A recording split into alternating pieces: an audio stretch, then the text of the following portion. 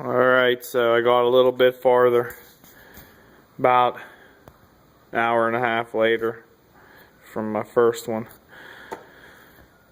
Got all those switches in, everything's wired.